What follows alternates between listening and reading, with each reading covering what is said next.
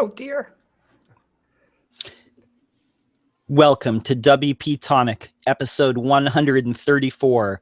And today we're talking podcasting with WordPress, tips, tools, and tricks to get you from 0 to 60 with podcasting with WordPress.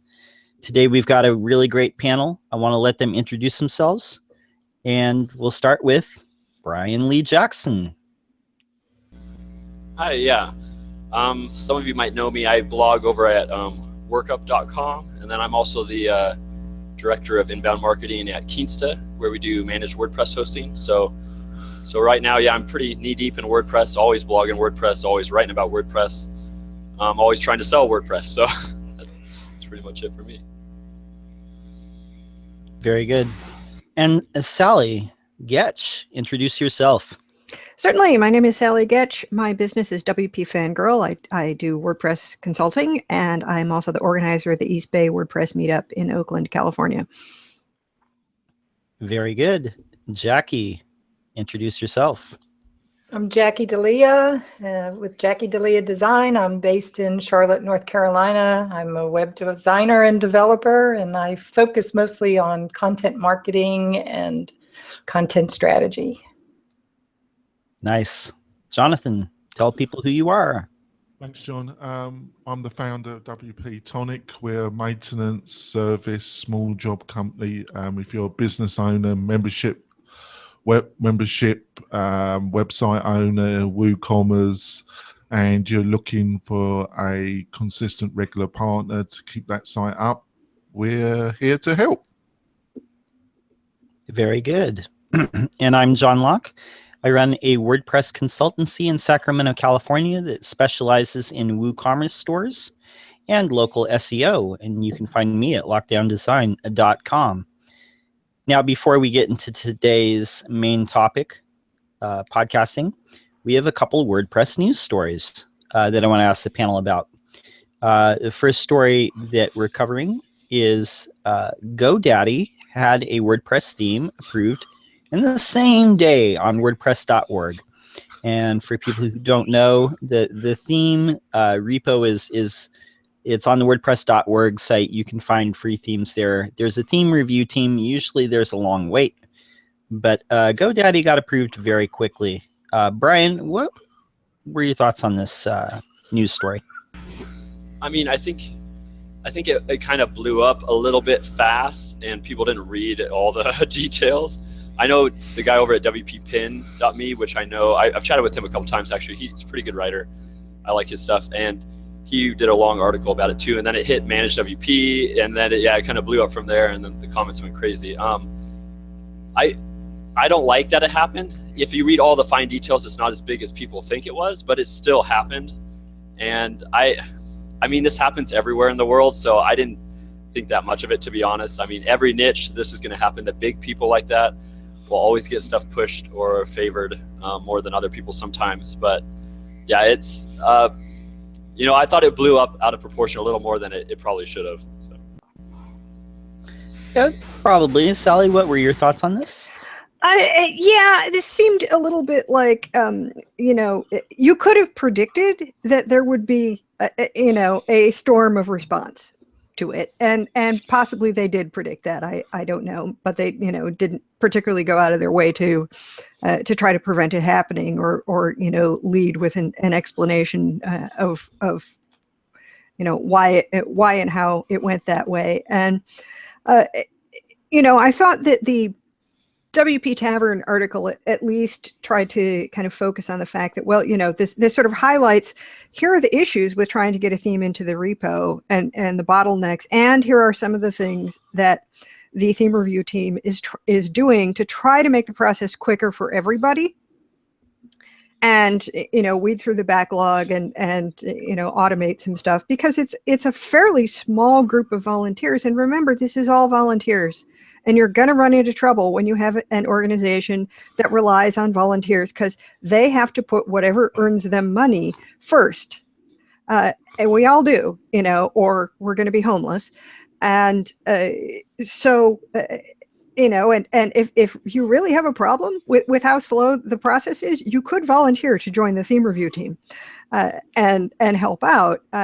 But I do think that, you know, better processes are part of what's needed, not just more people, because if you have more people and you don't have a way to distribute the work efficiently and onboard them and so on, it's actually going to slow it down rather than speeding it up. And, you know, did this demonstrate some favoritism to GoDaddy? Sure. And you're probably going to expect that to happen, and it's going to happen anywhere. And I think, you know, don't get your knickers in a twist. I love how you put that. You know, don't get things twisted. Don't get it twisted. Jonathan, what were your thoughts on this article? I know you have thoughts. I thought it was. Oh, I forgot his name again, John. We Justin Tadlock. Oh, it was just hilarious when he's such a nice guy, and I've met him, and he's such a great. And when he was so honest, he said, "I don't even know what's going on." I thought myself, if you don't know what's going on, and it was typical WordPress, wasn't it? But you got to take people's. I agree with Brian. You know, they cough up an enormous amount of sponsorship, so they are going to be favoured. But it was so blatant. And if you're some poor developer trying to get your theme, I've been told it's water torture is more better to take than trying to get a theme through their process at the present moment. It must be galling to see GoDaddy, you know, just every hurdle's just suddenly removed, and I just love them as people, don't I, John? GoDaddy. Oh, yes. Very much so. I made some public statements. They're never going to sponsor the show, are they, John? Unless you kill me. Well, you know, there are a lot of really great people working at GoDaddy, but their hosting still sucks. I don't care how great their people are. It's their management team and who's still on their board of directors that I care about, Sallie. They could be as nice as they like. Elephant killer. Yeah, as far as I'm concerned. Is he still there? Oh, he's there, dear. Yeah, that was when I moved all my domains to Namecheap. He's still on the board of directors. He's still there, charming little man. Yeah. Well, I can totally understand like why this would be a controversy in the world of WordPress, but and whether this was an honest mistake, whether it was just one person just kind of saying, "Oh, here's a theme by GoDaddy, and it looks fine. We'll just approve it." Whether it was an innocent mistake like that, which seems likely, or whether it was a plan, people are going to be upset. I mean, look, a couple of years ago they bought Media Temple. People lost their minds.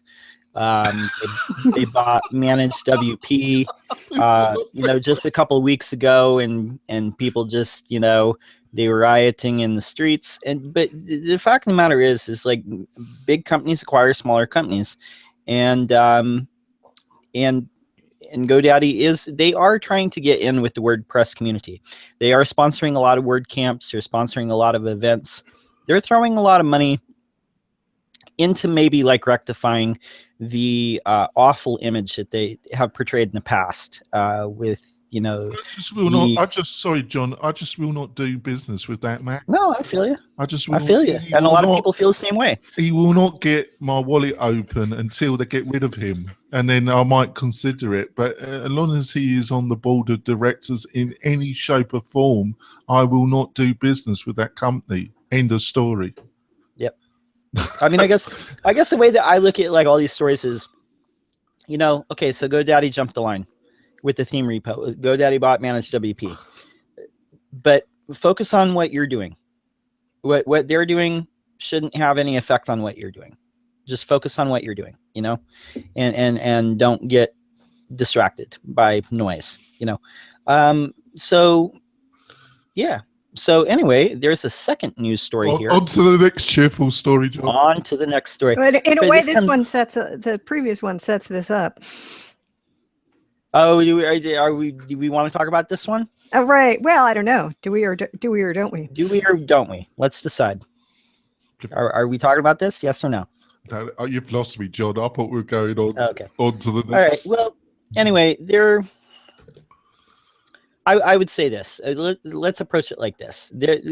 Over this past weekend, there was a trio of articles that were written, and I will just say let's address it as a trio. There was an article by James Dahlman called "Goodbye WordPress." There was an article by Jonathan Perez that was basically said, WordPress community, stop being a fan and start doing. And then there was an article by our own Sallie Goetch that basically said, what has all this stuff got to do with the WordPress community anyway? Let's just start with Sallie. Let's jump the line of Yes. Well, Sallie, jump the line. All right. Well, obviously, I had an opinion about this. And, I really feel for anybody who is going through depression, because I had to deal with that when I was in graduate school. I ended up suicidally depressed and in a treatment center. And what I discovered after I had gotten help and gotten out and kind of, pulled myself Hey, together. Sallie, I'm sorry to interrupt. I'm surprised. I would have thought that would have been the 6 years you lived in the UK would have done that. No, 4 years in the UK, and I loved it. Although academia is a really dysfunctional environment, and graduate school especially, I mean, I had a friend who'd been in the Navy before graduate school, and she said, your first year in graduate school is much worse than boot camp. What I found out was that the real problem was me. It was my stuff that was the reason that I went crazy, and the other people in my class, although they were unhappy, didn't. And so, I got thinking about that. And then I got thinking about, we see people doing stupid things in the WordPress community, and it's annoying. And I think partly we hope that people in WordPress are better than that because of, open source values and things. But people are never better than that. People are people, and people will do stupid things. And in any group of people, you're going to have folks who are assholes. You're going to have people who have too much influence. You're going to have cliques. You're going to have, people who are biased. You're going to have creepers who put moves on you at conferences. These things are all out there, and we shouldn't put up with them. We should do whatever we can to create an environment that's safe and welcoming. And the foundation has guidelines for doing that at events. If you're organizing a WordCamp, or if you run a meetup, that kind of thing.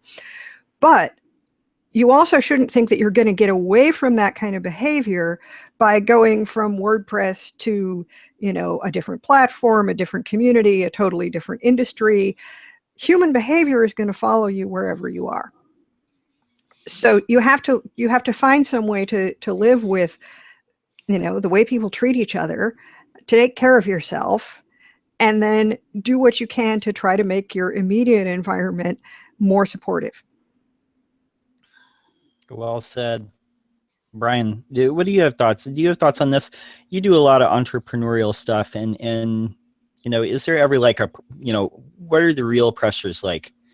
I mean, I probably have a different perspective than you're probably thinking I'm going to take it from, but I used to work in the health industry too, and I would say the politics there are way worse than anywhere else, anywhere in WordPress. So all this stuff happening in WordPress, it's like kids playing almost compared to some other environments that I've worked in. So it's like, it doesn't really bother me that much. And also being an entrepreneur, most people know this because I run a gluten-free website. And so my name's out there everywhere. So I don't care mentioning it or sharing it. But like 3 years ago, I was diagnosed with ulcerative colitis. And it was, the hardest part of my life. Like people have died from ulcerative colitis. I was in the hospital, tried medicines, probably went through 15 different doctors. It was, very, very rough. And so I've been in remission. I'm even drinking coffee right now. So thanks to a gluten-free diet, I'm 100% gluten-free. And that's what did it for me. I left doctors, figured out how to fix it on myself. But ever since that moment, things like this, I've just always brushed off like they don't matter at all, I guess you could say. I guess I feel people in the WordPress community don't take life for granted sometimes, or they take it for granted sometimes, and all these little issues are not important in the long scheme of things at all. But so that's my personal opinion on it. No, that's well grounded in reality. Jackie, no, what were your thoughts just overall? Overall, I think there's a lot of communities within the WordPress community, and I think can't remember which post I read that on. Maybe it was on Jonathan's, but I think it's Jonathan. yeah. And that's a great point to remember. Everybody, you know, can get all caught up in that there's only one community. You're either in or you're out, and, you know, that getting in is all important. And I think focusing on your work and focusing on your business is great. And to remember that WordPress is a tool. It's not anything more than that. The community's great. And there's lots of little communities within that community that you can be part of and share and do things with. And I think that's helpful to just remember that. And Sallie's post was awesome. It just basically, you know, reminded everybody that there isn't anything unique about this situation, that it's only applies to the WordPress community, that it's everywhere, and that by thinking that it isn't, I think gives more people more distress about it than's really worth it. And I think focusing on your business, if you enjoy going to WordCamps and you get something out of them, or you enjoy contributing and giving back to the community in that regard, do it. If I saw Kim Doyle had a post on a comment on Jonathan's page where she says, well, that's why she stopped going to WordPress, to WordCamps. And for her, if that works for her, I mean, like, well said, great. If that's how you feel and you can contribute in other ways, fine. I think everybody just needs to remember that it's just not one thing, and not to consider it just a click, and that you're either in or you're out. I think that's part of it. I have thoughts on that, which I will get to in just a second, but I want to hear from the man, Jonathan. I just had such mixed feelings about it. Obviously, James, I did ask James, I want to point out to the listeners that I invited James on this podcast, and we had a small exchange of emails. For obvious reasons, he politely declined. I have offered to him, when the show notes go up, that if he wants to contribute those or say anything, that he's most welcome, and I've given him my insurance that they would be put on the website. I just wanted to say that to folks, because everything I try and be as ethical as I can as a human being. I think, you know, I had real thoughts about even discussing this article, but I thought there are some people in the WordPress community that utilize intimidation and fear, basically. They intimidate people, and they use their position to intimidate. I'm not going to go in details. I had somebody try it on with me a few weeks ago, and they said some slanderous remarks about me, and it was sorted out. I think they've got the message. Hopefully they've got the message that they don't want to mess around with me. They're going to come off worse, basically. Weaker people probably put up with their crap. I think James was in a bad place, and linked to what Sallie said, and he was in a dark place, and and it happens to everybody, doesn't it, John? It absolutely does. There's a couple of things I want to point out. You know, depression is a real thing. It's not a weakness. There's a lot of people, and especially like in the web industry, it's not just in the web industry, but definitely it is not a sign of weakness to admit that you're having like clinical depression, or if you're, struggling with whatever it is, whether it's like bipolar, whatever type of mental illness or stuff like that. There are a lot of people that suffer with mental illness that never say anything. It's not a sign of weakness to look for help. Within our own WordPress community, we've seen Corey Miller talk out a lot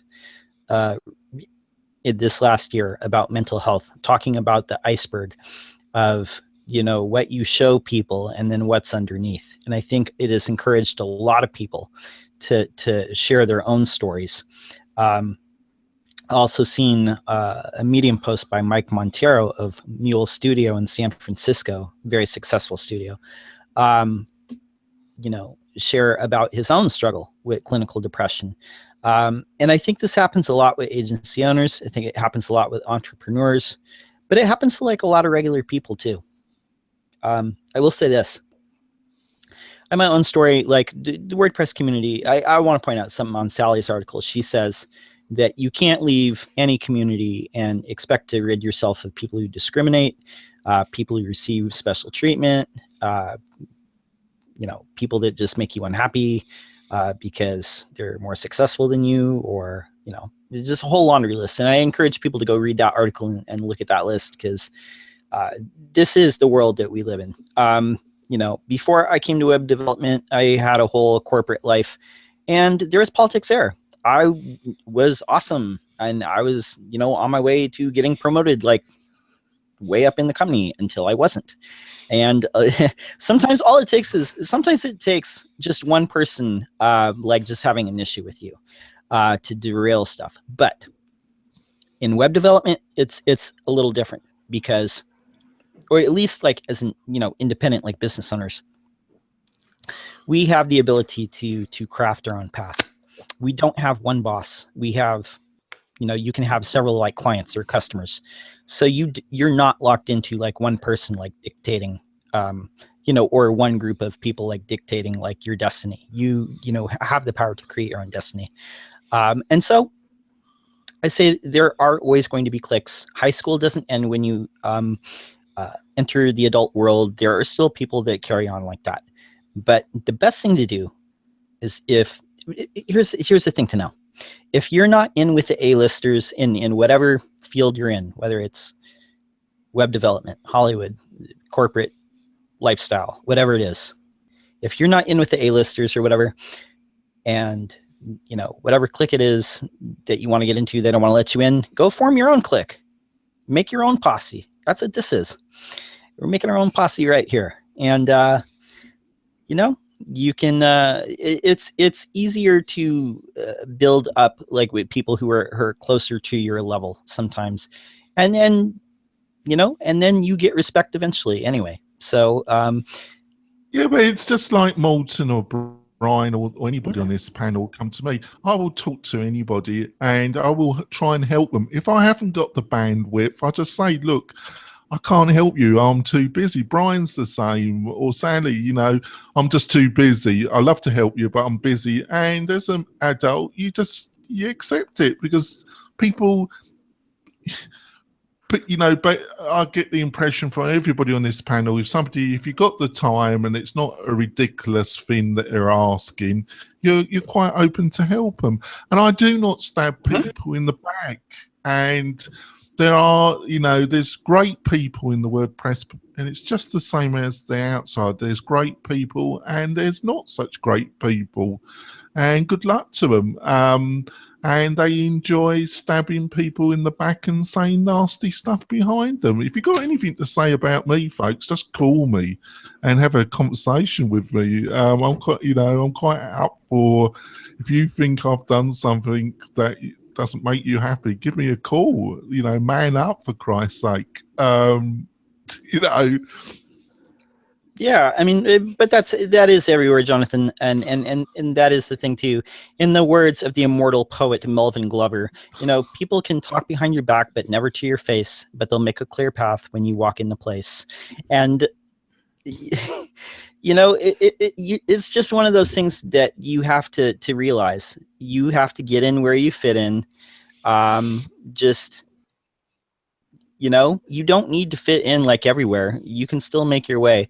But that's it. We always have to do what's like best for like our own personal, mental, emotional, physical health. And, you know, sometimes that means like putting people... the other factor is, and it's a little bit different to the rest of the panel, where I think we're on 134 of WP-Tonic. I've met a lot of people in the WordPress community. I've outreached to a lot of people. I've had chats. You'd be amazed at, you know, how to put this. There's some people have a public persona, but their personal persona have no linkage to their public persona. Where I would hope the panel or anybody that's met me is what you see is, in general, what you get with me. There isn't like two Jonathans, you know. But you know, there are some people who are a bit different. You know, what they publicly espouse and their public persona doesn't really meet what they really are, which you see very when you're interviewing them. And you know, I think that is present in like any, you know, I think that's present in any community, not just the WordPress community.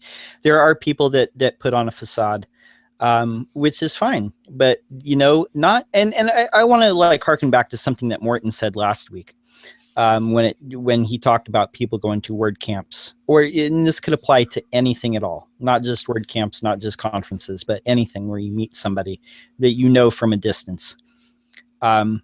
He said that like a lot of people think he was stern and like gruff, and then they found out he was just had a different sense of humor, and he was really a nice guy, which I think he's one of the nicest guys in WordPress and in the overall web community, and I think we're really lucky to have him.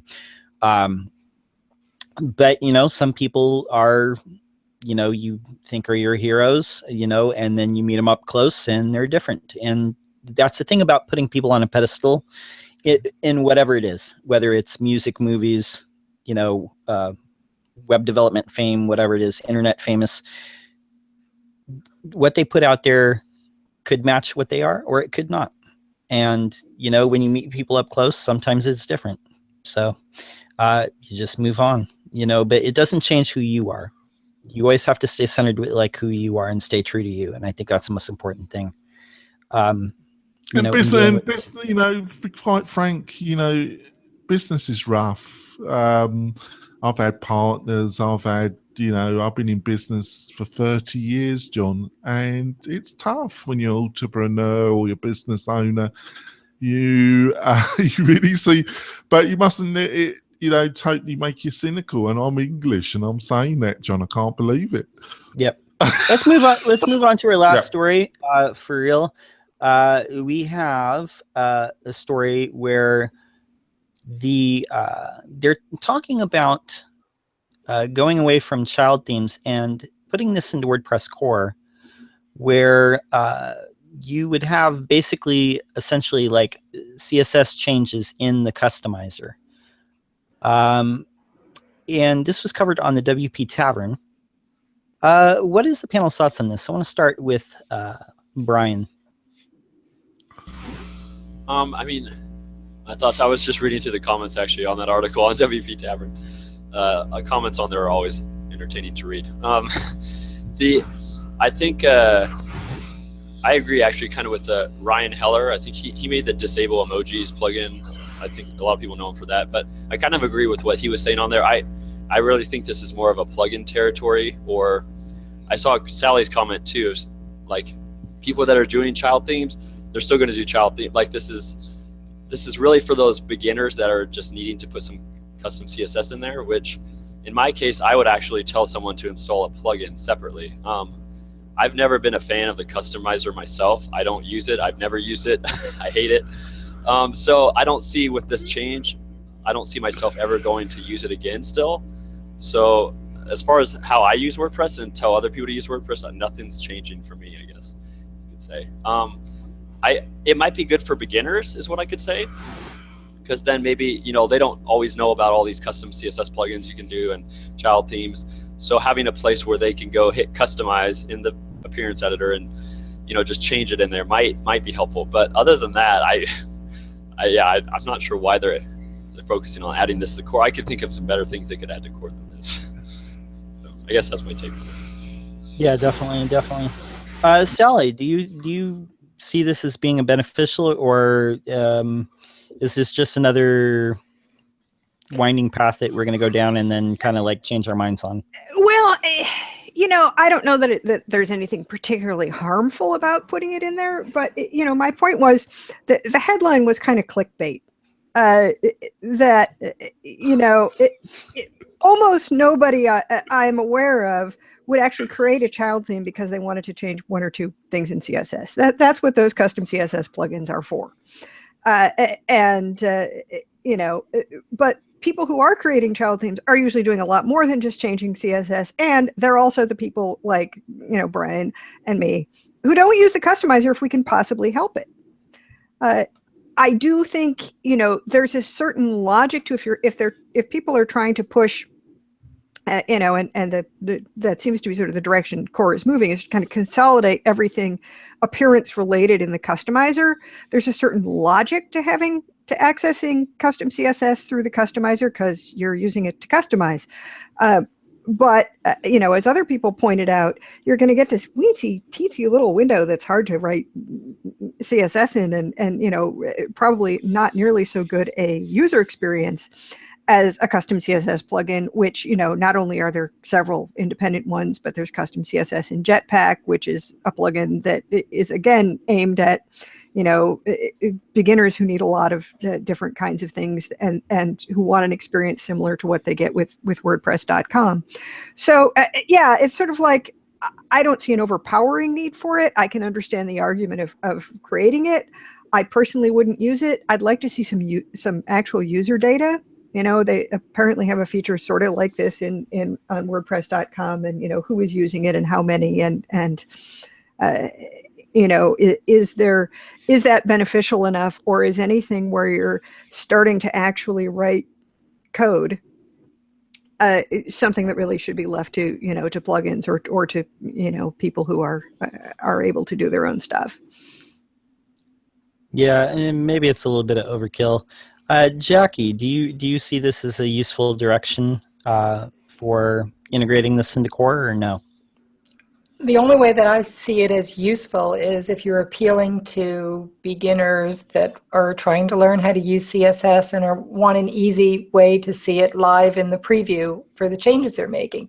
For most, if you're purchasing a child theme or you're building child themes, I really can't see using that at all. And I agree. I don't use the customizer for any of my work, but I can see that there's a definite, you know, do-it-yourself or group that would find that very handy to work in. And I truly think that's where it's all going to go in the end. It'll be more drag and drop and more visual editing that's going to, is what that needs. But I think it almost is as if WordPress would need to split at some point, where you're going to have, you know, a traditional development route where you're building child themes and you're coding, you're doing your SAS and CSS and you're coding there, and then you're doing some kind of visual editor, which is a totally different thing.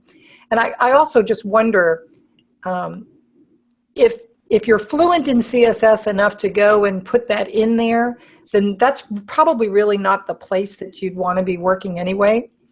I just think that they're trying to make it where you can make simple changes and visually see those changes live. And I think that's the goal. But I think at some point, everything kind of diverges at some point down the road. You've got to make a decision about, you know, because in the customizer, yes, your style sheet's being loaded, and you can see things now. They're working on some things, plugins that could be put in Core, which I think is helpful. But I just think the interface is still not, I don't think we're there yet. And I think it just adds more issues. I think definitely if somebody doesn't want to have to go through the trouble of creating a child theme to put 4 lines of CSS in, then that is great. But there's plugins, like Sallie said, and I agree totally that that's probably where that needs to be. If you are already in the mindset that you want to tinker with your design and make changes, then probably installing a plugin to do that makes sense. That's just my opinion. No, I agree with you. There are plugins to do it, and I don't think you would be doing a child theme for just 4 lines of CSS. But I want to ask Jonathan: is this similar to like a couple of years ago when they were introducing? Can't remember what they called it, but basically, like they were trying to compete with Tumblr, and they post formats. Thank you. Mm-hmm. Is this similar to that, or are they trying to compete with maybe Squarespace or something like that? Who knows? It's just bonkers, isn't it? It's just yes. Well, I mean, you know, it's WordPress bonkerish shit. Right. Of course, they're trying to compete with Squarespace. They're always trying to compete with Squarespace, but yeah, you know what? You know, get back. You know, I'm like, I agree with everything the panel says. You know, Brian had it spot on. I just hate the customizer. It's a dog, isn't it? You know, a dog that should have been put down a long time ago. But somebody in WordPress loves it, and some people do love it. You know, If Morton were here, he would defend it. he would defend it strongly, wouldn't he? He wouldn't be happy with my comment. Because that's the direction it's going. That is the direction. You just have to accept that. You need to see. Can't fight City Hall. You need to see the light, folks, and not.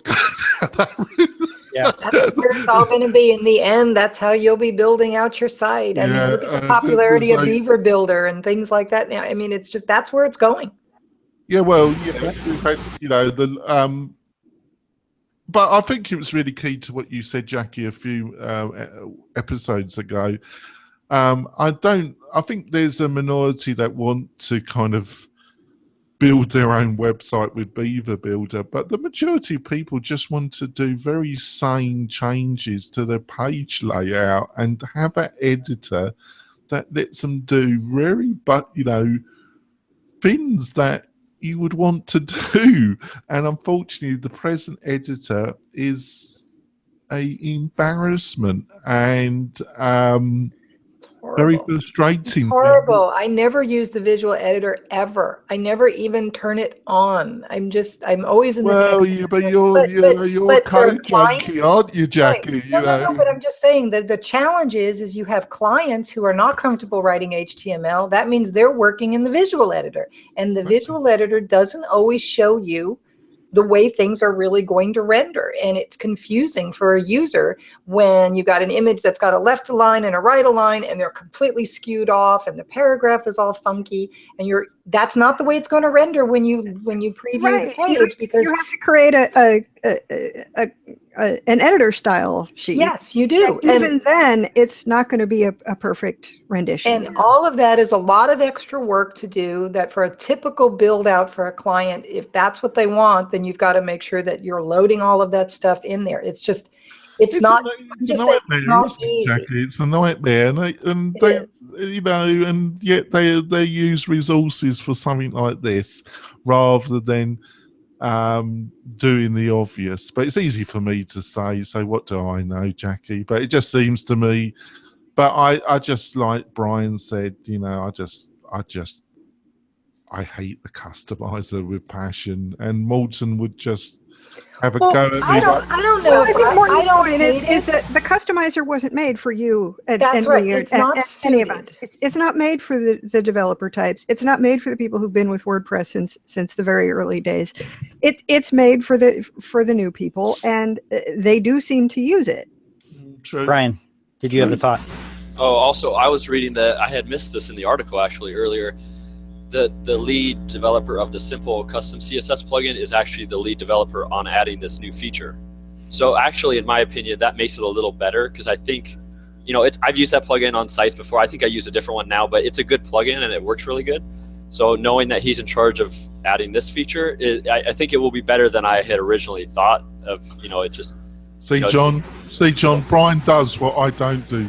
John, he actually reads the whole article. I read the whole article and the comments, and the one thing I was really aware of reading the comments was, there were a lot of strong opinions, and at least everything that got published was expressed politely. It was, I don't think this will work. Here's why. Here's what I'd rather see instead. It wasn't, oh my God, these people are stupid, evil, and conspiring against us, which you do sometimes hear folks in the WordPress community saying. I've got a question. I'm pretty sure, doesn't the simple CSS plugin, is that stored in the database? Yeah, that's one of the problems. So, yeah, I've got a client that has 3,000 lines of custom CSS they've put in. And now all of that's in the database when really it should be in a file that's called in. And that's where maybe there should be a limit or something on there, because I was very surprised to find out that that's there and it's loading, and I don't have any control over it now because it's not part of the project that I wrote. Jackie, yeah, I feel for you. Yeah, you can't track it. You can't. Yeah, I mean, I tend to use it mostly for temporary stuff. That I'm testing, or in the project I'm working on where somebody else is doing the main front end work, I'll put sort of my preliminary CSS there, and then he'll remove it and incorporate it into the main style sheet. Or you've got a couple of tiny changes. They're not going to put a particularly heavy load on the database. But yes, I mean, the database is not really where that stuff belongs. And it's going to be in there whether you have this in core or whether you're using a plugin. Oh, I'm sorry. It just sounds. I know. All right. Okay, we are way up against our break. Here we are, aren't we, John? We need We need to get moving, don't we? All right, we're going to go to our break, and when we come back, we're going to be talking our main topic, which is podcasting with WordPress. What tools, what things you need to get going with it, and all the ins and outs of that. So we'll be back after the break.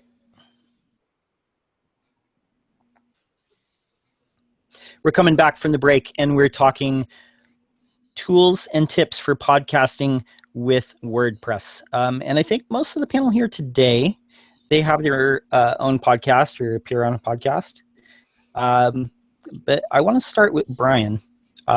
If you are just, starting to, if you're a person, say you've got a WordPress site and you're thinking like, I want to start a podcast. What sorts of tools, what sorts of things would you recommend starting with? Actually, this is one area that I do not know a lot about. I'll be completely honest. You guys have me on this one for sure. Okay. I think, and even just looking at that the actually panel, makes you a good test case. So that makes about it. But you know what podcasts are. Where would you start looking? I know where. Yeah, this is how I would start looking. So I would, if I had to go look right now, I would be a completely fresh, brand new person. Just looking at you guys, I can tell you all have a mic. And I've done a lot of reviews about mics, so a mic is something I would definitely purchase. I'm always using these cheap headsets because I don't podcast, and so a mic is something I would invest in. I'm sure there's hundreds of reviews out there and I'm sure most of you got yours on Amazon or something. So I'm sure there are, good mics out there. That's the first thing I would probably get. The second thing I would do is figure out where I'm going to host my podcast, I guess. And I would probably go to my favorite podcasters and see what they're using. That's the first thing I would do. There's probably a good 20 or 30 podcasters I listen to on a regular basis. A lot of them are in the WordPress niche, and the other rest are in the marketing niche. I like... Actually, Brian, can I ask you a quick question? Sure. Do you, as a professional online marketer, very experienced online marketer, what do you see of the value in business terms of podcasting? Do you think it does really influence the listeners, engage them? How do you broaden your attitude connected to your online marketing experience? Yeah, it's tough because I've never marketed a podcast as far as a business goes, trying to see if it actually helps affect revenue from that side of things. So I can't speak for that, but I myself love podcasts and I listen to them all the time. So, but you really have to know how many people out there are doing that exact same thing. I'm a writer, and so I always love content. So if I had to pick between writing an article or listening to a podcast, publishing a podcast, I would always say write an article, just because I'm always trying to get on Google and get those keywords. But then you have I think there's dictation software now that it'll just spit out the words for the podcast too. So then, there's other areas where you can take advantage of some of both of that, but it'll never be as good as just a written article purpose. But, so it's an interesting thought. I can't speak much from it just because I've never marketed one myself. But I know there's a lot of guys out there doing really well with this, so I know it does work.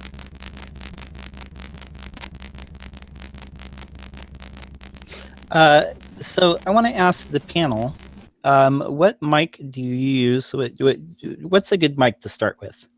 I know that I started with what is this? I know that Bill actually told me what mic to get. It's the Audio Technica 2100, I think. What are your thoughts? So what mics are everybody else using? Start with Sallie. Sure. Well, I had this terrible case of microphone envy for Jackie, so I got the same one she has, which is the Rode Podcaster. I would say until you know that you're going to keep podcasting, don't spend a bunch of money on a microphone. This one is expensive, including the enormous heavy arm that I have it on, so that I can clamp it behind my chaise lounge here, and the shock mount and everything. It added up to about $400. That's not a small investment, and podcasting is hard to do. It takes the time that you're recording it, but it also takes the time you're prepping for it, the time you're doing the show notes, the time you're doing any post-production, which if you're cleaning up audio, it's about a 3-to-1 ratio of the length of the file. And if you're doing video and actually editing it, it's about a 10-to-1 ratio. Video is much harder to edit.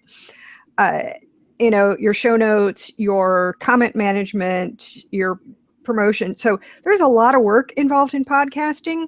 And one good place to start, if you're thinking about it, is to participate in someone else's podcast. Get on a panel like this where someone else is doing the hard work, and and you get to participate and share it with people and let people know you're there.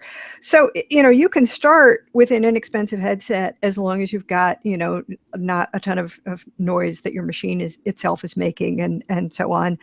And try recording a few episodes, or get one of those nice little portable recorders that records to WAV files if you're just doing audio. And because those are $100, $150. They're cheaper than a good microphone. Record a few episodes, see whether you can keep it up, and then once you've decided that you're committed to it, you can make the investment in a microphone. And you have to. It takes time for any content marketing to pay off, and some people quit too soon because they're not getting immediate results. And it takes time to build up listenership or viewership for a podcast. And, you're not usually going to get an instantaneous result in terms of, boosting your marketing in any way or whatever your business purpose may be for it. But just see whether you can keep doing it before you spend the money. No, that's excellent advice. Jackie, what are all the things that you've learned from launching Rethink FM, which everyone should subscribe to, by the way? Thank you, John. It's been a great experience learning about this. And the mic, number one, okay, so yes, I did get a Rode Podcaster because I saw Carrie was using hers on office hours. And I had a Blue Yeti when I first started. But when I came to decide to get the shock mount and the arm and everything, there were more little contraptions I had to buy to get it to work with the Blue Yeti and everything. And I ended up just deciding to sell the Blue Yeti and go with the Rode Podcaster. I thought it would be simple. And I'm real happy with it. It's working just fine. I use it a lot now for even just client communication and, just hangout videos that I'm on. And it's just like part of the everyday thing now. So that's been a great thing. It's been really good for the podcasting part as well. What I've learned is it's a lot more work than you think it will be. That's number one. If you think, oh yeah, I'm going to just do a 30-minute podcast every other week or a 45-minute podcast, so maybe it's going to take an hour of my time. That's totally not true at all. So it's going to take quite a bit of time to actually do it to where you're going to be happy with it. I started out with Google Hangouts for the podcast. I was doing the audio and the video, but I'm switching now to just audio only. It's just easier to work with for me, I think. And I think the values there, I looked at the number of people watching the video versus listening to it, and the numbers were much better on the audio side. I decided to host the audio on Libsyn. After doing a bunch of research, and there's quite a few options. I'm using the Blubrry PowerPress plugin. That I do like the way that works. I know they have a service too that will host too, but so far I kind of like the Libsyn combination. I was able to, but just if you're thinking about how much time you're going to need to spend to set this all up, right? I like build out the website and then get all of the integration work done for the podcast. it took a lot more time than I thought it would take. It was, there's information all over, but a lot of it is scattered. And your best bet is to just, like Brian had said, reach out to some people that that are doing that and seeing, how are they doing it and what are they doing. So that part is finding guests and, topics to talk about. You were my, for episode 1, you were my guest, John, on Rethink.fm. And we chatted a lot about what we were going to talk about. We recorded the episode. It's one of the most watched episodes so far. And I'm on episode 9. So you're it's a very popular episode. It was all about content first strategy, it's a great topic because a lot of people, that's maybe a new concept to them. And Sallie followed up and we did a great one on content auditing. And that was another good episode as well. And I think finding the topics and putting the time in to make sure it sounds good, so you can either, and I know Joe Casabona is a developer that's in my mastermind group. He recently started a podcast right around the same time called How I Built It. And he's doing audio only. And he's done a great job of getting his podcast off the ground as well. So talking to other people and learning from each other is been helpful for me. But hands down, it's going to take you a lot longer than you think it is.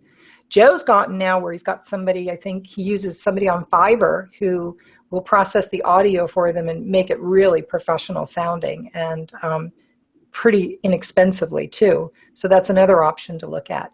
And then the other final thing I would mention is I'm thinking about doing this now is getting transcripts done for your podcast, because I think that will help with your SEO and it'll also help make it more accessible for. Whoops. Uh-oh. Jackie froze. Yeah, she's frozen. Oh, well, I did want to add that, Jonathan, we're going to ask you as well. Yep. A couple things that Jackie, are you back, Jackie? Yes. Oh, thank you. Okay. Go ahead, continue. I'm done. Go ahead. That was good. Okay. Transcripts was where I ended on that, and I thought that would be kind of rounds off my experience so far. Yep. So we're using, when we do transcripts, we're using rev.com, and those are, they come back really fast. And I'll just tell you like how I do those. The workflow for those is I'll download, if we're just doing like a straight YouTube video and with no edits, I'll like download that and upload that to them. You could also give them the URL. And then I get a transcription, and that's formatted in a Word file. And it's like formatted in table format, like the speaker name, and then here's like what they said. And what I'll do is I'll open that in Word, and I'll do like tables to text command so I can put it in the actual WP-Tonic page. You might not want to do that, but you can definitely do that. I check it for typos before I do all that. Then I will upload it to YouTube. You can upload a file as a closed caption. YouTube does do an automatic transcription, but it's not that accurate usually. So it's good to use a service like Rev. Jonathan, I wanted to ask you, a lot of the things that Jackie was talking about was just how long it takes to put together a podcast. And Sallie was talking about that, and using someone outsourced to clean up the audio files. And I wanted to get your insight because you've been doing this. Obviously, you started this with Bill. You have been doing this for quite a while. So I just wanted your insights on, just the whole steps of doing the actual podcast. Well, it's a big subject. I would say actually what Jackie said about resources, actually go to my old co-host's website, Timelines and Success. He's actually got a resource there, which isn't, he asks for your email, but then he gives you a very good download that lists all the things that you might want. So I would suggest to listener, if you are interested, is go to my old partner in crime. I think the number one thing is before you look at all this is, why are you doing this? And I broke my own rule because Bill initially persuaded me, and I just went with the flow. I had no coherent reason why I was doing it at the time. I just thought, he turned up, he suggested it. I've been thinking about doing it for a while, but just for various reasons hadn't got around to it. And I thought, people tend to turn up in one's life for a reason, I've found. And so I just went for it.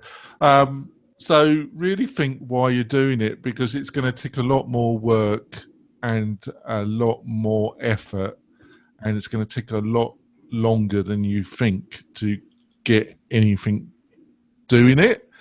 So if you don't have a really clear, coherent reason why you're doing it, you're going to burn out pretty quick, because there wasn't any clear reason why you were doing it in the first place. Did that make any sense, John? It did make some sense. I want to ask you, like, really quick too, what is the reason, like, you would want to use a service like Libsyn to host your audio files as opposed to just hosting them on your WordPress site? I definitely would not do that. All the analytical data that you get, also the files can be, especially the way we talk, John, the files get rather large. They have really good backup, and it's all the analytical data that you get. It starts at $5 a month. You probably would have to quickly go up to the $10 account. I personally feel they are still the best. There've been some free services and that, but they're in financial trouble, I understand. Of what I've tried, I would recommend Libsyn highly. It's not the most intuitive interface, to say the least, but they do actually have some good tutorial videos and documentation but you do need to read it to start making any sense of the interface, because it is not intuitive, John. One last question before, and then I'm going to ask Brian something. But can I just quickly say something? Oh, yeah, go ahead. I think one of the real great pluses of podcasting is from its tradition. Just like the web really, a lot of its traditions came from print, and a lot of the traditions of podcasting come from radio. And one of the strengths of radio is that if you can build an audience, they're normally extremely low and become champions, and they feel very personally connected to the presenters in a way that's in some ways even more powerful than television, I feel. There's something about the connection between the people you're listening to that you cannot get from print.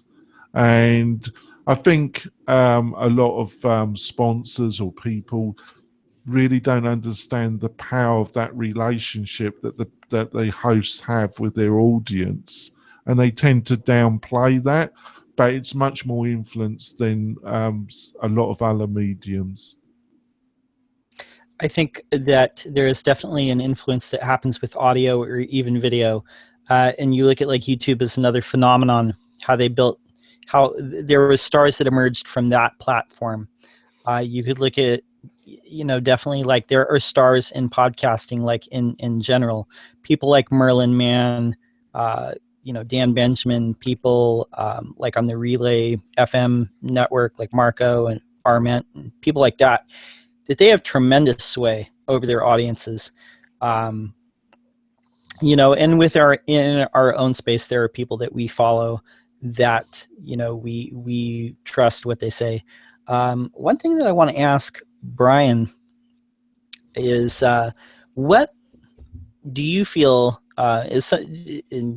you said you don't produce a podcast, but when you look at podcasts, maybe like in iTunes, or what are the things that you feel are most important in deciding like whether you're going to listen to a podcast or subscribe to a podcast? Would it be like cover art? Is it like recommendations? What sorts of things, make you interested in listening to a podcast? Actually, I think one of the first things I actually look at is frequency of how often they publish. For me, that's important just because when I find people I like to know that I can, next week I can go, while I'm working, I can go throw their podcast on, and I like to have that consistency with the podcasters. If they're doing like one a month, I probably wouldn't even bother, just because it's not worth my time really. Even though there's probably spending a lot of time making it, I guess, from what it sounds like. But yeah, I guess consistency for the podcast is one thing I really look at. I think the artwork for me is not a big thing. I'm not an Apple person either, so I'm probably in the minority. I like people that are on SoundCloud myself. I think SoundCloud, I don't know if it seems like it might be dying. I don't know, but I still have a lot of people on SoundCloud that I listen to, and I appreciate podcasters that push it there as well. And so maybe pushing it everywhere I think is a good thing, because you'll have people like me where I might only subscribe to you on SoundCloud, whereas I don't have iTunes, I don't have an iPhone. Ooh, that's definitely something to put on the list then. I need to look into that. Yeah, it's very true actually, Brian. That's something we really got to look at. But I wouldn't recommend them as a hosting of your files, because there have been things said that they are in financial trouble. How true that is, I don't really know. But yeah, consistency, I would agree with Brian. And it's, I would also say, get a really good co-host. It really does help. Oh, no need for that. But it's a two-edged sword, like any partnership in life.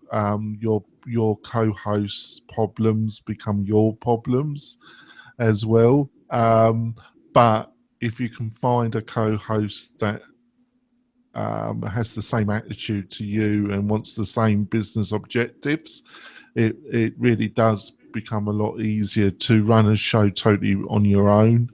Is with the consistency that Brian has pointed out is a major undertaking, and having a really quality co-host makes a big difference. Would you agree with that, John, or are you still looking for that good quality co-host, John? Oh, no. I would say that definitely, like, there is a lot of work involved in producing a podcast, and I've known that from my friends like Tim Smith and Chris Enns on the the Good Stuff FM network, for sure. They used to tell me about this, but being knee deep in it, it definitely you see how much work there actually is involved. It is rather a lot, and I see why people take like off season, or they have like kind of like a TV season. They do a season, and they come back. Doing it week after week, it's a lot of work, and I think sharing the load definitely is a way to do it. I would say, like what Brian said, in any type of thing, whether you're doing video, audio, or any type of show, any type of episodic show, having consistency is one of the most important factors. I would agree with that. Sallie, I wanted to ask you, you put a link in the chat, is School of Podcasting, and I wanted you to just elaborate on this. Right. So I've been around the podcasting world since 2005. Which is a long time. And I remember, the phase in 2007 where everyone thought that podcasting was going to be a get rich quick technique. And it's not. Even those people who do make money from their podcasts, it's much more of a get rich slow. And in most cases, it's, well, we now have some sponsors who will pay for our hosting. You tend to get more indirect benefits in terms of marketing your business, establishing your credibility, et cetera. But Dave Jackson in the School of Podcasting, he has a regular podcast, which is all tips for podcasters. And he does, or at least he used to have basically a membership site where he had a whole bunch of tutorials on mostly the technical side of podcasting, but also some of the marketing side. So it's an opportunity for that, or go check out Bill's info on that. There are places to learn about podcasting. There are books about podcasting, some of them written by friends of mine. This is where I find most of my podcasts is either I know the people who are making them, I've heard them recommended by a friend, like in real life, or I've heard them recommended by another podcaster. I don't go looking for podcasts. I also am a PC user. So iTunes on Windows is just appalling. Don't go there if you don't absolutely have to. I have an elderly Sansa Clip audio MP3 player. I use Sony's Media Go to subscribe to podcasts and transfer them over to my player. It works just fine. But I do recommend for people who are podcasting, SoundCloud is definitely one good option, and it gives you the ability to and other people the easy ability to embed your podcast. Although that's now possible with Blubrry PowerPress as well. You can turn on a thing where people can, in addition to it saying, download, play in a new window, there's an embed button, and you can embed a podcast, somebody's podcast, on your own site if you want. And we've got 2 Brians now. I'm seeing double. Yes, Brian is here. Another Brian has joined the podcast. That is so cool. It's like that Michael Keaton film, Multiplicity. Right. Right. And then I would suggest making sure you put your podcast on Stitcher, which is a streaming service. I hope you're writing all this out, John, because you're going to do this. I've done that with mine. Right, yeah. for cell phone streaming, and there are a couple of other directories. A place that's got some fairly recent collections of lists of where to go and submit your podcast and so on is the Audacity to Podcast, which is partly about technical stuff involving Audacity, but a lot of it is about just stuff to do as a podcaster. It's a good resource. I would say also, Sallie, a lot of people that get very hanged up about, especially if they go to some of the resources that you've pointed out, because they do heavily, they're really about, a lot of the people that get into podcasting, folks, are really about the sound quality, and it is important. But the one thing I would point out is that I directly input through a USB mic, and I think most of the panel are. You can get I've just forgotten myself. A mixer. Thank you, Sallie. But the only point I would say to you, that sound quality is important, but the last 10 to 20% is going to cost you a lot of time in money and resources.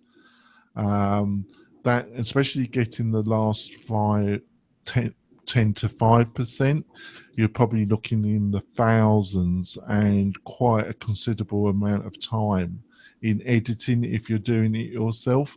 I personally don't think it's worth it. I don't think in commercial terms you get the benefit to try and get a podcast that is up to a commercial radio audio engineer standard. I'm not sure people want it, because that sense of direct connection with a real human being is part of the appeal of podcasting. You need to make sure that your audio is clear enough that when somebody's in a somewhat noisy environment, like listening in the car, that they can still hear it. You want to make sure that you manage your levels so you don't have something, part of it being very loud. Like if you've got 2 speakers, one person who's very loud and one person who's very quiet, or if you have intro music, that shouldn't be a ton louder than the rest of your than the rest of your audio. You don't want to take people's ears out. But once you avoid sort of the big pitfalls, then don't get hung up in production quality, or you'll never actually produce it. Having the show appear regularly is much more important than having it be super polished. And I just wanted to, I do have an audio engineer that basically edits the podcast after production. His name's Ram. He does listen to the show as well. So Ram, thank you so much for your contribution to the team. You're in the background, and but you are a key part, Ram. I'm always nice to you, and he's a wizard. He gets the job done, and he's just a fantastic part of the team as well, isn't he, John? Yep, most definitely. I want to ask Jackie, as well. When you came to, putting together Rethink FM, what were some of the themes and plugins that you looked at, or did you just build a custom theme? And how did you make those decisions, those choices, with how to put together that site? That site was just a custom build off of my starter theme. So, and I kind of went out on a limb and just did something completely different than I normally do. So it was a fun project because it was just totally creative to do. The plugin I used was the Blubrry PowerPress plugin for the podcasting. Some of the challenges with just going through that is just making sure you get all the mechanics set up correctly, like with categories and, are you going to mix your feed with your blog if you're going to have one on your podcast site? So there's actually going to be two separate feeds, one for your blog and one for your podcast. So there were some considerations to getting all of that worked out. So, and I decided later that I would want to have a blog, but I didn't want that included in my podcast feed. So I had to make sure that I set that up correctly. And so that was some of the challenges with that. But just from like the perspective of what other plugins I've used were just the normal plugins that I do. I think pretty much the PowerPress, Blubrry PowerPress plugin was what was driving the podcasting functionality on the website there. So that solved that problem for me. I've got a quick question for Brian. I just wanted to ask him was, he said he listens to a lot of podcasts, and I'm just curious, what about the length of a podcast? Does that affect your decision on whether or not you want to listen to it on a week? Let's say you have a weekly podcast that's an hour long versus one that's 30 minutes. And I'm talking, I know like Studio Press recently started a podcast, Brian Gardner and Lauren Mackey did, and they're keeping it to about 29, 30 minutes. And I was just curious if what the metrics are on that, if that results in more consistent listening because they're shorter episodes versus a longer. I mean, for what I personally listen to, it's hard because I work from home, so I'm sitting here all day. So I tend to like the longer podcasts myself. I guess my sweet spot, if you had to pick one, would probably be the hour mark. Is what I personally like. So I like to throw up a podcast, and I usually actually work while I listen to podcasts. That's how I use them. I don't do podcasts in the car or on the go. I always do them while I'm working. So I think the 1 hour mark for me is what I really like. Because I think if you do any shorter than that, I don't know, depending on what you're talking about, I think sometimes you can't get into as much substance or really dive into the topic sometimes as much as you could if it was shorter. That's a really good point. I think like on the Studio Press one, they're basically just introducing people of the community to the Studio Press audience. And in that case, a 30-minute probably makes a lot of sense for a length like that. But to talk about an in-depth topic, and the reason I started Rethink, and goes back to what Jonathan was saying, is, what's your reason for doing it is I'm all about constantly figuring out how to be more efficient, be more effective with how I'm building out sites, how I'm designing them, how I'm working with content. And so I'm always looking for improving it all and rethinking how I'm approaching things. So that was kind of like the reason why I wanted to start the podcast, was to explore all of that and see what other people in our community are doing in regards to just their whole workflow.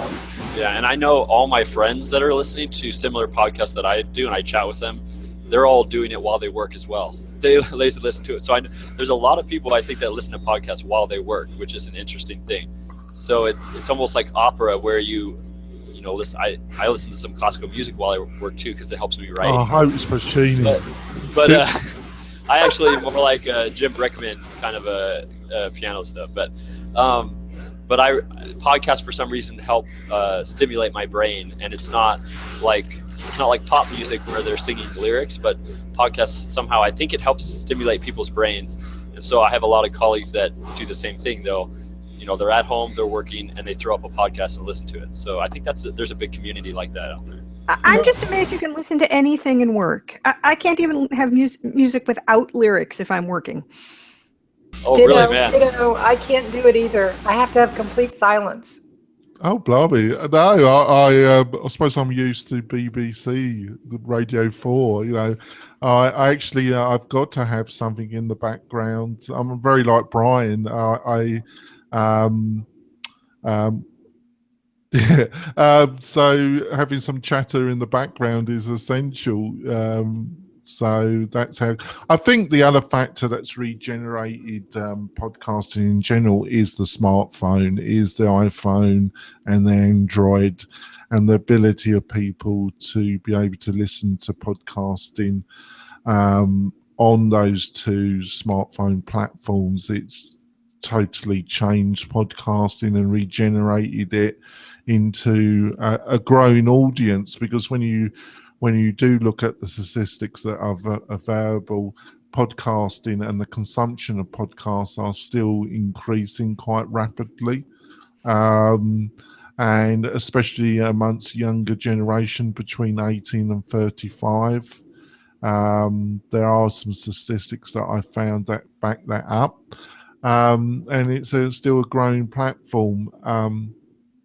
But so my basic, but it does, you know, we combined must spend over 10 hours a week on this, must we, John, together? Oh, yeah, definitely. You know, Jonathan, you had said one other thing that I just wanted to follow up on about not hosting your audio or your videos on your own WordPress site. And the other thing to consider with that is your bandwidth, because you'll be serving, if you do decide, oh yeah, it's no problem, I don't want to pay anything, I just want to put it on my own site. That's the first thing you need to consider is that you could easily cause problems with your bandwidth. Well, unless you host with Brian's crew, and then they don't mind. They don't mind. They're such nice people. So there's considerations there with that too. So it's better, and definitely for the metrics, because you are getting all of the data about the number of downloads, where they're coming from. Libsyn, if you upgrade your plan, which I haven't done yet, gives you even more information about what parts of the country it's coming from, and just all kinds of analytics. It's a very strange situation, folks. It's a bit confusing because the Libsyn's player has been in beta for almost forever, and it's not very good. But the Blubrry is a much better player, but I wouldn't recommend the Blubrry hosting service. I think the Libsyn is better. On the other, you know, but when you log in, even their plan structure is not that clear. What the different analytical structure? It's interesting, isn't it? The other player that it's a player that works with WordPress that's become rather popular is the Smart Podcast Player by Pat Flynn. By good old Pat Flynn.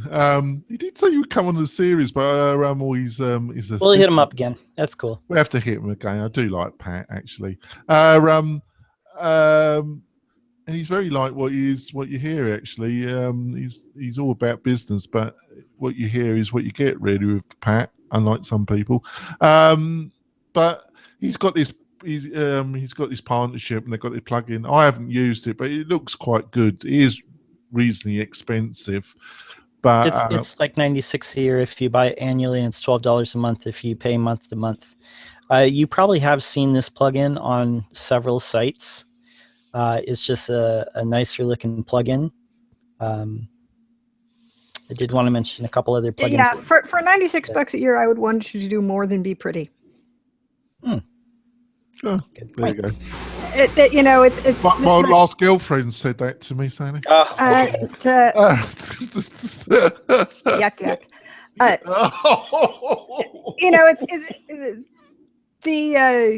I've never had an issue with the Blubrry player, but one of the main things about PowerPress, which was created to replace PodPress when that was abandoned, Lothies many years ago, which is say about 2006. Is that it will talk to iTunes and the other people for you. You sign up with iTunes, you put your iTunes ID in there. It makes sure everything gets pushed to iTunes. It's, there are places to manage your various things. So it interfaces with stuff really nicely. And thank you so much, Sallie, for pointing that out. it doesn't care where you're hosting your files. You just, tell it where the file is. And it has, video player, audio player. Do you want to have category casting or use a custom taxonomy for your podcast or whatever? So I used it to create a podcast network. Each podcast is a different category. And so it has its own podcast feed. And then I used a different plugin so that the show host can only post to their own category. And some other stuff. So it's very versatile. It's not a small plugin. It involves a lot of stuff, but there's much more going on there than the player that people see. And you can set up a subscribe page really easily, where you subscribe on iTunes, subscribe on Android, subscribe by email. They just added a new one. I can't remember what it was, but they've got. So Stitcher, I think Stitcher's on there too now. That might be. It's got a, so it offers you a lot of stuff in addition to just a player. And if I was going to pay for something, it would need to replace all of that functionality. Well, thanks, Sallie, because I forgot to point this out, folks. That's the other main reason why you want to use something like Libsyn. I recommend is that they deal with the insane requirements of iTunes when it comes to the feed, and they're fussy. And dealing with iTunes is a bit of an eye-opener. I actually used to joke with my old co-host, and I do that. I think there's just one internee in the Apple headquarters that deals with where your podcast is going to turn up. I just think it's probably just one intern that's kind of given the job, and they don't even know what they're listening to half the time. But that's my fantasy. I want to list some kind of some themes and some plugins that we haven't mentioned before we close out. We need to close out, don't we, John? Yeah, we need to close out. But anyway, I want to mention these ones too. Another plugin that we haven't mentioned is Seriously Simple Podcasting. And I don't know if anyone has used that, but that one I use it on one site. It creates a custom post type for your podcasts. It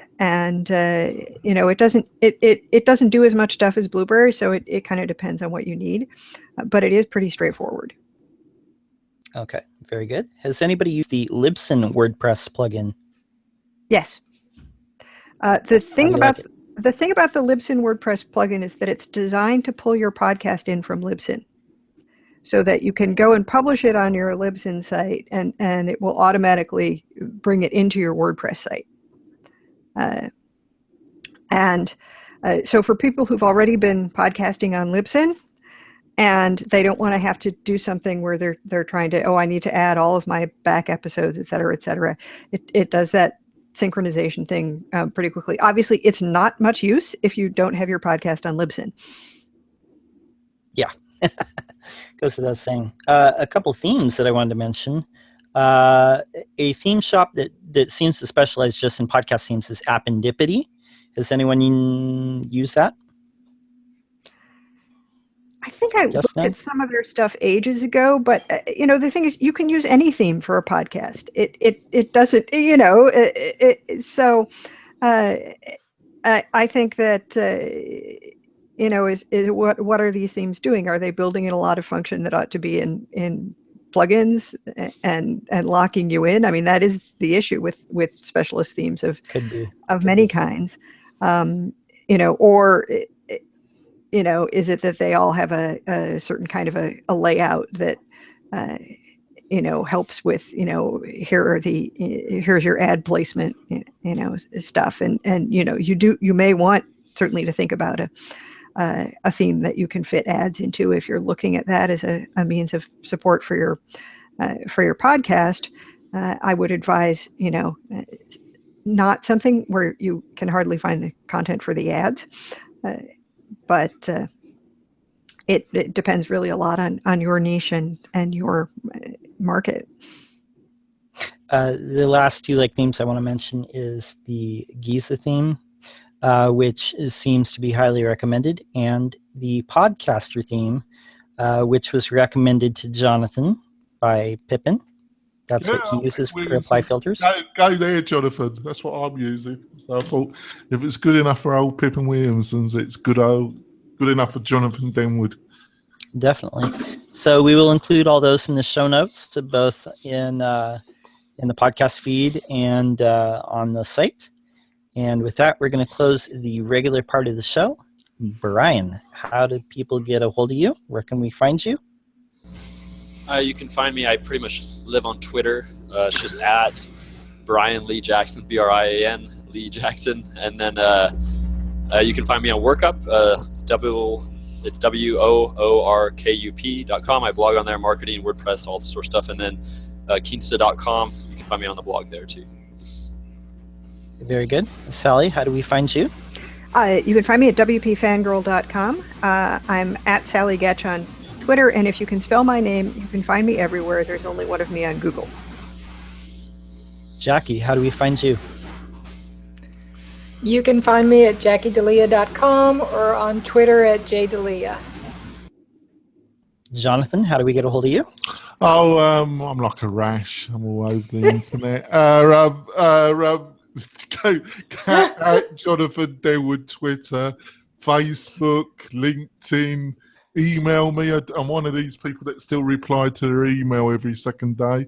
And also Skype when I've got it on, a bit like Brian. I will talk to people if I've got a spare moment, but if I'm busy, you won't get a reply from me. So I'm very like Brian in ways, but like I say, I'm all over the place, aren't I, John? Yes, you are. Aren't I, John? Yeah.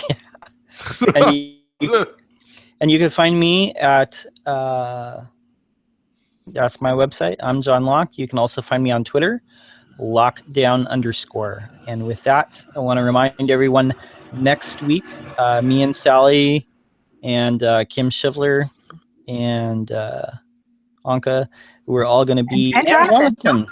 Don't forget Jonathan. He's actually talking. But we're all going to be at WordCamp Sacramento. So we're going to have a special episode. It probably won't be on Saturdays since we'll be at WordCamp.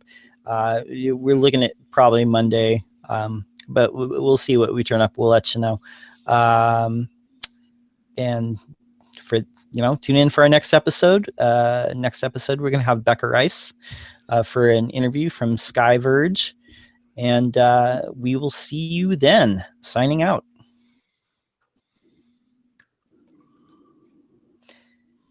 Okay, cool. I guess you need to turn off the live button. Okay.